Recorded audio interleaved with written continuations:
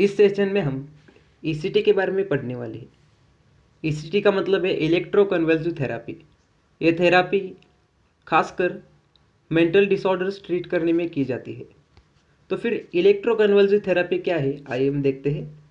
Electroconvulsive therapy is the artificial induction of a gradual seizures through the application of electrical current to the brain.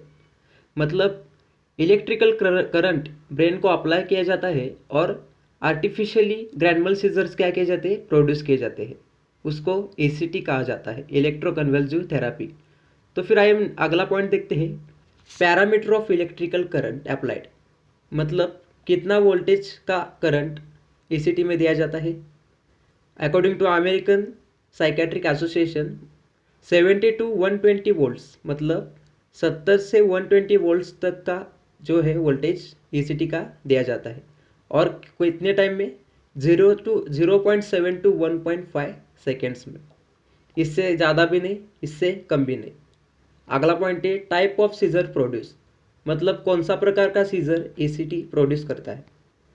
ग्रैनुअल seizures एक ही scissor है type जो ECT के procedure के द्वारा produce किया जाता है। और ग्रैनुअल सीजर का टोनिक जो फेज़ है वो 10 से 15 सेकेंड तक चलता है, और जो क्लोनिक फेज़ है वो 30 से 7 सेकेंड तक चलता है। अगला पॉइंट मैकेनिज्म ऑफ एक्शन, मतलब ईसीटी कैसे और कहाँ एक्ट करता है। The exact mechanism of action is not known, मतलब जो मैकेनिज्म ऑफ एक्शन है ईसीटी का वो अननोन है। लेकिन कुछ हाइपोथेसिस के अनुसार, मतलब कुछ रिसर्च के अनुसार पता चला है कि ईसीटी का जो करंट है वो डायएन्सेफेलॉन के कैटेलोकोमाइन पाथवे पे अफेक्ट करता है, जहाँ सीजर्स प्रोड्यूस किए जाते हैं। और लिम्बिक सिस्टम पर भी अफेक्ट करता है, जहाँ लिम्बिक सिस्टम किसके लिए रिस्पॉन्सिबल है, मूड के लिए। मतलब जो डाउन मूड है वो ईसीटी के द्वारा क्या किया जाता है, अच्छा किया जाता है। और हाइपोथैलेमस पर भी क्या करता है, ईसीटी ऐड करता है। अगला जो पॉइंट है टाइप्स ऑफ ईसीटी, मतलब कितने टाइप की ईसीटी है। ईसीटी के दो टाइप है, डायरेक्ट ईसीटी और मॉडिफाइड ईसीटी। डायरेक्ट ईसीटी में क्या किया जाता है, एनेस्थेसिया और मस्कुलर रिलैक्सेशन का उपयोग नहीं किया जाता, लेकिन डायरेक्टली प्रोसीजर पेशेंट पर की जाती है। लेकिन ये प्रोसीजर डायरेक्टली करना खतरनाक है, इसलिए मॉडिफाइड ईसीटी किया गया है। मॉडिफाइड ईसीटी में पहले एनेस्थेसियोलॉजिस्ट के द्वारा पेशेंट को एनेस्थेसिया दिया जाता है और मस्कुलर रिलैक्सेशन दिए जाते हैं, और फिर उसके बाद ईसीटी प्रोसीजर की जाती है। अगला पॉइंट है एप्लीकेशन ऑफ इलेक्ट्रोड्स, मतलब जो ईसीटी के इलेक्ट्रोड्स है वो कैसे और कहाँ लगाते हैं। जो इलेक्ट्रोड्स है वो हेड पर लगाते हैं और दो टाइप से लगाए जाते हैं। पहला है बायलैटरल ईसीटी और यूनिलैटरल। बायलैटरल ईसीटी मतलब बायलैटरली कैसे लगाया जाता है, इलेक्ट्रोड्स कान और आँख के बीच जो मिड पॉइंट है उससे 2.5 से 4 सेंटीमीटर ऊपर सिर पर दोनों साइड पर इलेक्ट्रोड्स प्लेस किए जाते हैं और ईसीटी दिया जाता है। और जो यूनिलैटरल ईसीटी है, यूनिलैटरल मतलब सिर्फ हेड के एक साइड पर ही इलेक्ट्रोड्स लगाए जाते हैं और ईसीटी दिया जाता है। अगला पॉइंट देखेंगे इंडिकेशंस। इंडिकेशन मतलब कौन से पेशेंट में खासकर ईसीटी दिया जाता है। पहला जो है मेजर डिप्रेशन, मतलब जो बहुत ज़्यादा डिप्रेशन में गया है और जो सुसाइड के रिस्क पर है और जिस पर मेडिकेशंस का उपयोग असर नहीं हो रहा, उसको क्या दिया जाता है, ईसीटी दिया जाता है। दूसरा है सेवर कैटेटोनिया। सेवर कैटेटोनिया मतलब मेंटल डिस्टर्बेंस की वजह से कैटेटोनिक एक्टिविटी, मतलब साइकोमोटर एक्टिविटी क्या होती है, इंक्रीज होती है, वो कम करने के लिए ईसीटी दिया जाता है। तीसरा जो है सिवियर साइकोसिस। साइकोसिस के उदाहरण है स्किज़ोफ्रेनिया और मैनिया, ऐसे कंडीशंस में ईसीटी दिया जाता है। और चौथा है ऑर्गेनिक मेंटल डिसऑर्डर्स, उदाहरण के लिए मूड डिसऑर्डर्स, इस कंडीशंस में ईसीटी दिया जाता है। तो फिर कॉन्ट्रा इंडिकेशंस क्या है ईसीटी के, मतलब कौन से कंडीशंस में, कौन से डिसीज कंडीशंस में ईसीटी पेशेंट को नहीं देना चाहिए। पहला है रेस्ट आईसीपी मतलब इंट्राक्रैनियल प्रेशर, मतलब अगर इंट्राक्रैनियल प्रेशर बढ़ा हो तो ईसीटी नहीं दिया जाना चाहिए। दूसरा है सेरेब्रल एन्यूरिज्म। तीसरा है ब्रेन ट्यूमर।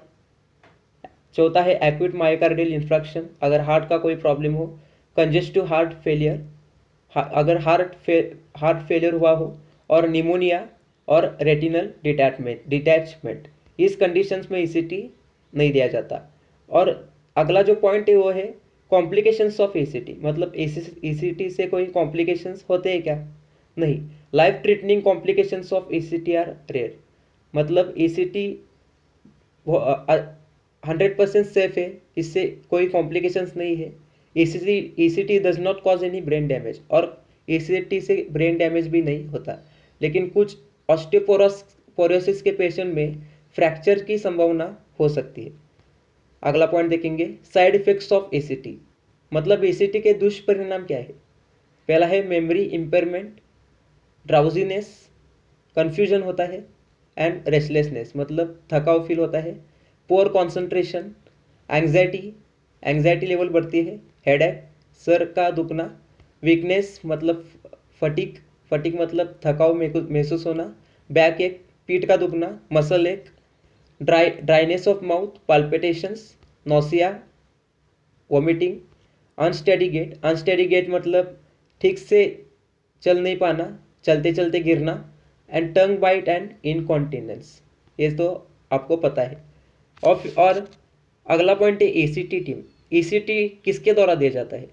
ईसीटी देने में जो मेन रोल प्ले करता है वो है साइकेट्रिस्ट। साइकेट्रिस्ट कौन है? साइकेट्रिस्ट वो फिजिशियन और डॉक्टर है जो मेंटल कंडीशंस क्या करता है, ट्रीट करता है। और दूसरा जो है एनेस्थियोलॉजिस्ट। ईसीटी टीम में एनेस्थियोलॉजिस्ट क्यों है? ईसीटी देते वक्त कोई दर्द नहीं होना चाहिए, इसलिए एनेस्थेसिया देने के लिए एनेस्थेसियोलॉजिस्ट क्या है, ईसीटी टीम का हिस्सा है।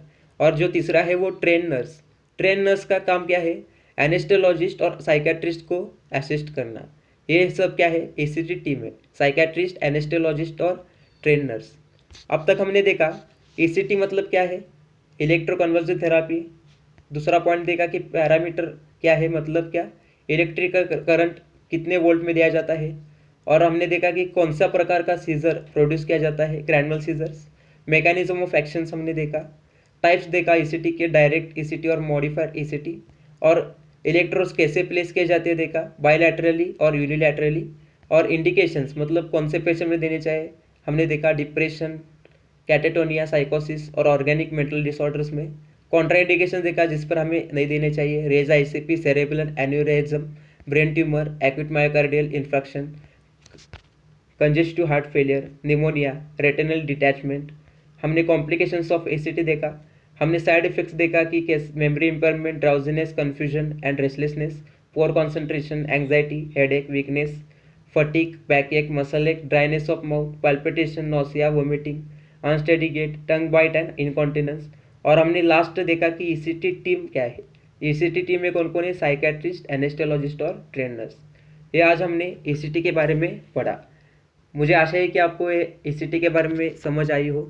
इससे मैं आज का सेशन ख़त्म करता हूँ। Thank you.